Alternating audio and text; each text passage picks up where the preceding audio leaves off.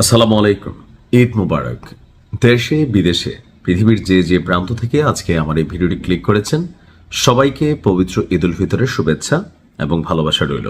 বিশেষ করে যারা প্রবাসী যোদ্ধা রয়েছেন, আমিও একসময় প্রবাসী ছিলাম, এখন আমি বাংলাদেশে অবস্থান করছি। তো তারপরেও প্রত্যেকটা প্রবাসী যারা পরিবার ছেড়ে এই ঈদ করছেন, আমি আসলে বুঝতে পারি তাদের অন্তরের আকুতিটা কতটুকু।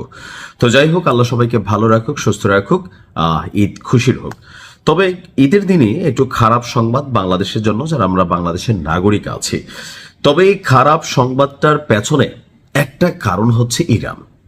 এখন আমরা যদি বিশ্লেষণ করি, ইরান কি নিজে নিজে এই ঘটনাগুলো ঘটাইছে নাকি ইরানকে বাধ্য করা হয়েছে? বাস্তবতা হচ্ছে ইরানকে বাধ্য করা হয়েছে। ইরান নিজেদের পয়সা দিয়া তারা সামরিক খাতে, প্রযুক্তি খাতে, মহাকাশ খাতে, পারমাণবিক খাতে নিজেদেরকে ডেভেলপ করছে, যেমন পৃথিবীর অন্যান্য শক্তিশালী 10টা দেশ করে। তবে যেহেতু এটা ইসলামিক রাষ্ট্র, সো এখানে সমস্যা হচ্ছে পশ্চিমাদের সমস্যা। এমনকি মধ্যপ্রাচ্যে পশ্চিমাদের যে সকল দেশে নিজস্ব ঘাঁটি আছে, গুটিবাজ আছে, রাষ্ট্রগুলো তারা নিজেরা। তো এর মধ্যে একটা রাষ্ট্র হচ্ছে কাতার। ইরানের বিরুদ্ধে ট্রাম্পকে অভিযান চালানোর জন্য সৌদি এবং কাতার সবচেয়ে বড় বেশি ভূমিকা রেখেছে, এটা নিয়ে আপনারা ইতিমধ্যে জেনে গেছেন। তো এর পরিপ্রেক্ষিতে কাতারে অনেক বড় হামলা চালাইছে ইরান। আর গতকালকে নিউজটা দিয়েছিলাম, প্রায় 5 বছরের জন্য কাতারকে পিছাই দিছে যে উদীয়মান অর্থনীতি ছিল। আর মেইন কারণটা হচ্ছে কাতারের রাস লাফান ইন্ডাস্ট্রিয়াল সিটি, সেখানে ইরানের ক্ষেপণাস্ত্র হামলায় ব্যাপক ক্ষয়ক্ষতি হয়েছে। আর এতে পাকিস্তান, বাংলাদেশ এবং ভারত ততটা বেশি ধাক্কায় পড়বে না, তাদের নিজস্ব ইন্টারনাল সোর্স আছে। বাট বাংলাদেশ এবং পাকিস্তান, এই দুই দেশ খুব শীঘ্রই বিদ্যুৎ বিভ্রাট এবং শিল্প কারখানায় উৎপাদিত হওয়া পণ্যে বিশেষ বড় ধাক্কা খাবে। ইতিমধ্যে বাংলাদেশে বিদ্যুৎ বিভ্রাট শুরু হয়ে গেছে। এখন কেন? বাংলাদেশ, পাকিস্তান, ভারত, আমরা আসলে এলএনজি যেটা আমদানি করি, এটার একটা বড় অংশ আমরা আনি কাতার থেকে। তো কাতারের প্রায় সব প্রাকৃতিক গ্যাসই এই রাস লাফানে প্রক্রিয়াজাত হয় এবং সেখান থেকেই রপ্তানি করা হয়।